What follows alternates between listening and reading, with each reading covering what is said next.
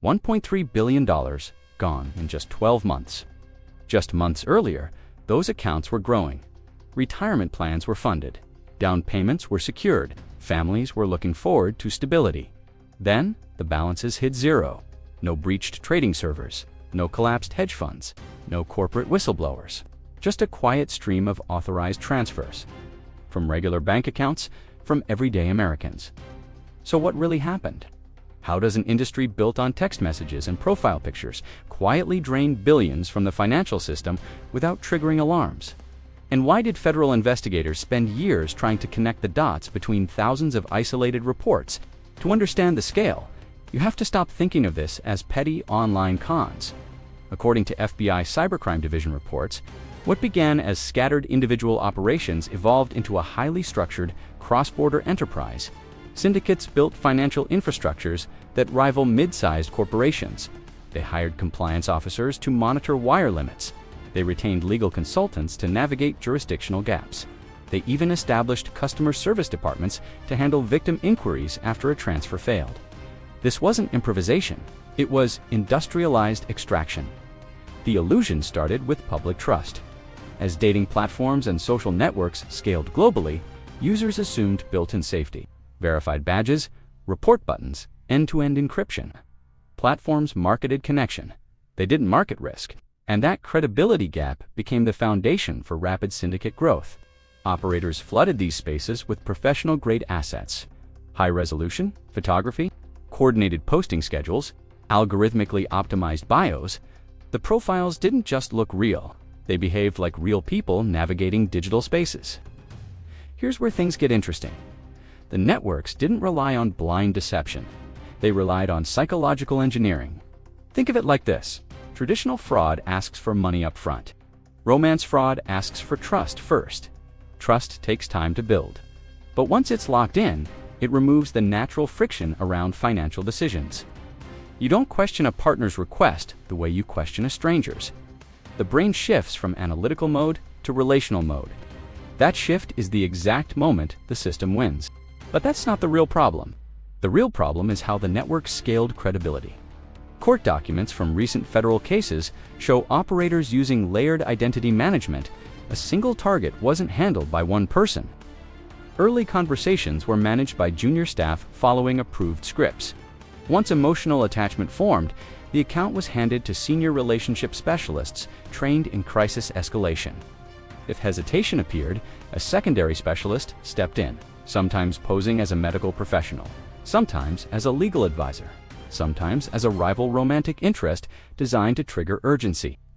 The victims thought they were navigating a complex relationship. In reality, they were navigating a corporate sales funnel. Imagine you've spent 8 months talking to someone who remembers your routines, your stressors, your family milestones. They've been your anchor during a difficult season. Then, a Tuesday evening message arrives, not with a demand, with a problem, a frozen shipment, a sudden medical evaluation, a visa compliance fee. The amount is manageable. The context feels logical, and saying yes feels like proof of loyalty. But here's the open loop. The first transfer never moves the money to a person. It moves it to a system designed to make recovery mathematically impossible.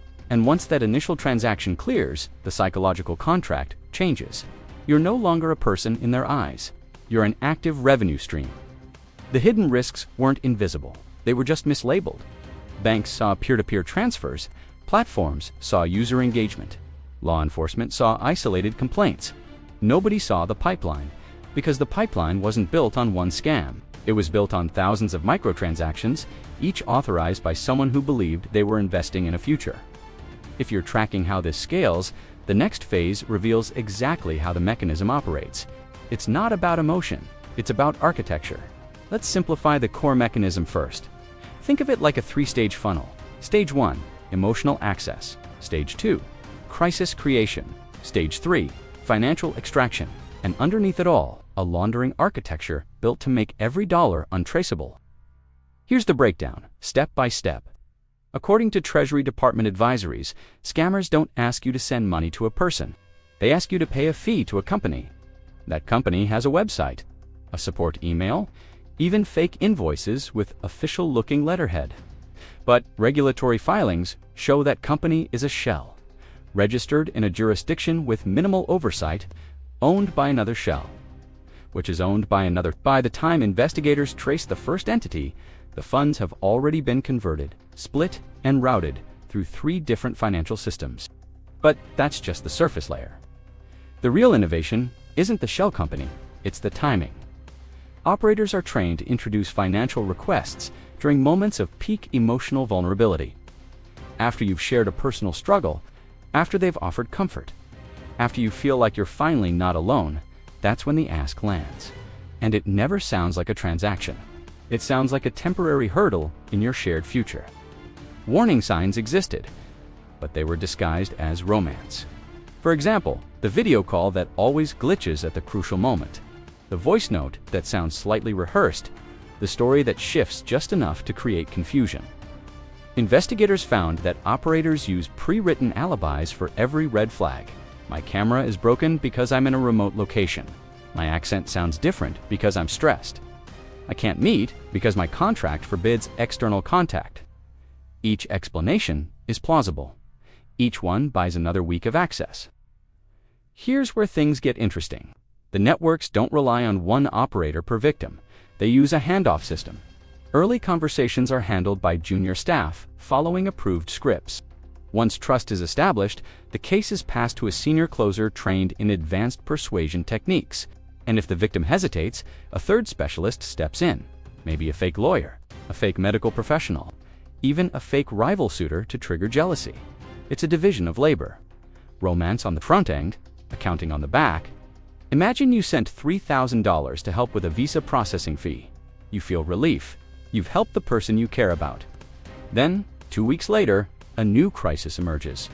A customs hold, a sudden tax assessment, a family medical emergency. The amount is larger this time, but saying no feels like abandoning someone you've invested in emotionally, so you send more. And that's exactly the escalation loop the system is built to create. According to court documents from the U.S. District Court for the Central District of California, these networks track victim lifetime value. They know the average American will send 3 to 5 payments before suspicion sets in, so they optimize the ask amounts. Start small, build trust, then increase. It's not greed, it's data-driven extraction. But here's the part that keeps investigators focused. The money doesn't just disappear into one account. It's layered. First, it moves to a domestic mule account, then to a cryptocurrency exchange, then to a privacy-focused digital asset, then to a mixing service, then to an offshore wallet. By the time the victim reports the fraud, the trail has gone cold across 4 different legal jurisdictions.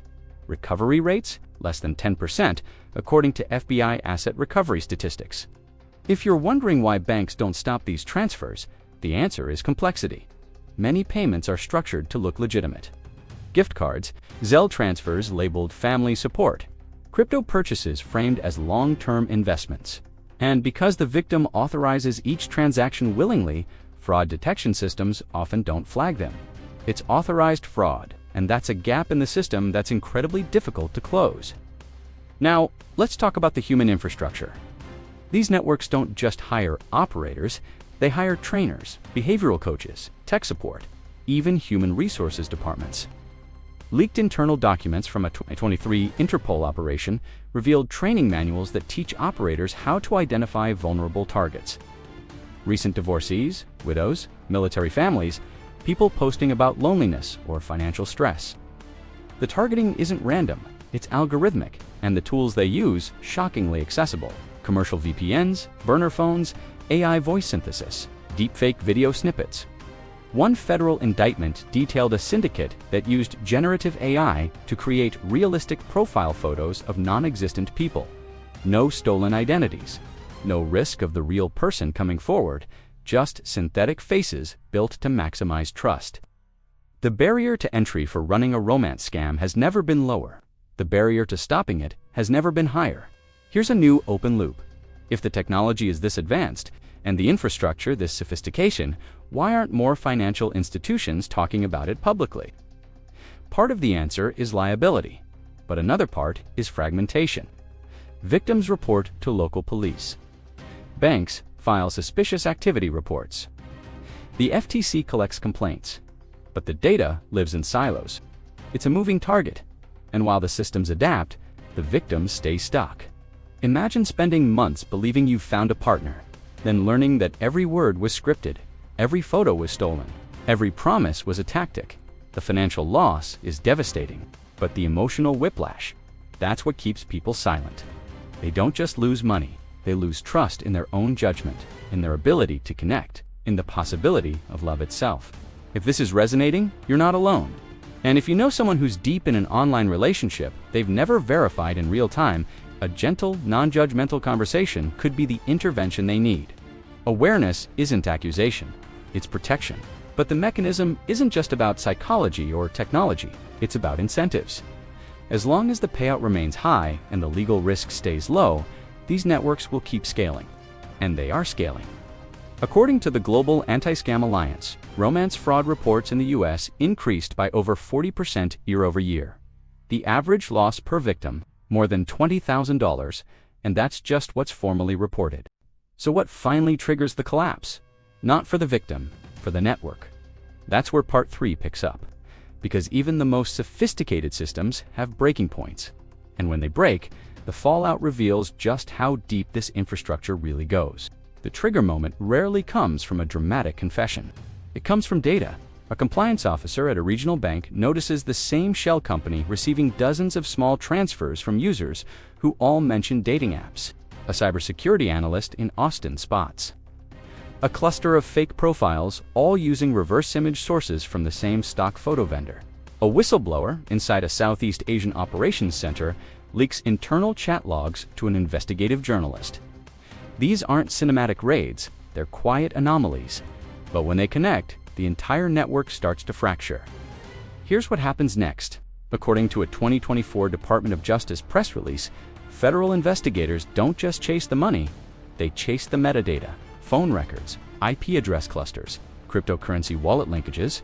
They build a map not of one operator, but of the entire syndicate. And what they found was staggering.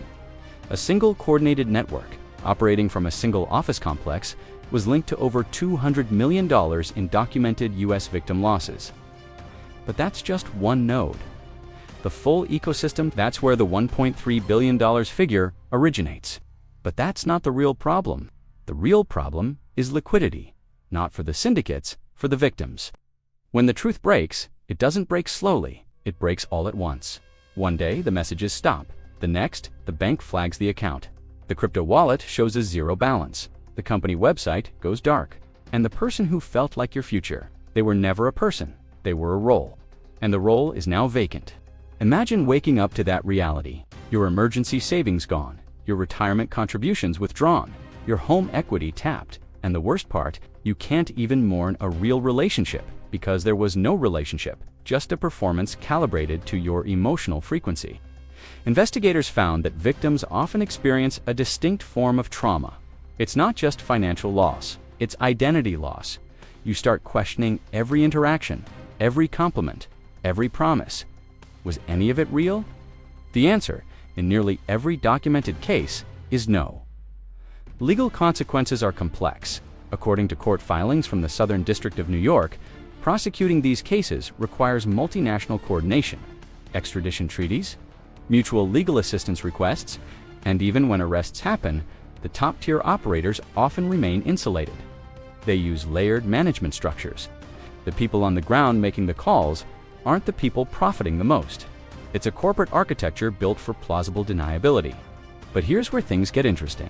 The fallout isn't just individual, it's systemic. When thousands of victims report losses, it triggers regulatory scrutiny. The FTC issues updated guidance on authorized push payment fraud. Banks implement stricter transfer velocity limits, dating platforms add mandatory identity verification steps, but the networks adapt faster. They pivot to emerging apps, new payment rails, new emotional scripts. It's an arms race, and the victims are always one step behind. Real-world impact. Let's put numbers to names. According to AARP fraud tracking data, adults over 50 lost an average of $34,000 per romance scam incident in 2023. That's not just a statistic, that's a retirement fund, a child's college savings, a medical emergency buffer, gone. And because these losses are often classified as authorized payments, traditional fraud insurance rarely covers them. The financial hole is deep, and it's dug by design. If you're wondering why this keeps happening, look at the incentives. For the networks, the return on investment is enormous. Low operational risk, high reward potential. For platforms, aggressive user growth metrics can sometimes outweigh proactive fraud prevention costs. For regulators, jurisdictional gaps create enforcement safe harbors. And for victims, the desire for human connection is a constant. The system isn't broken, it's working exactly as designed. For someone, but there is a shift building.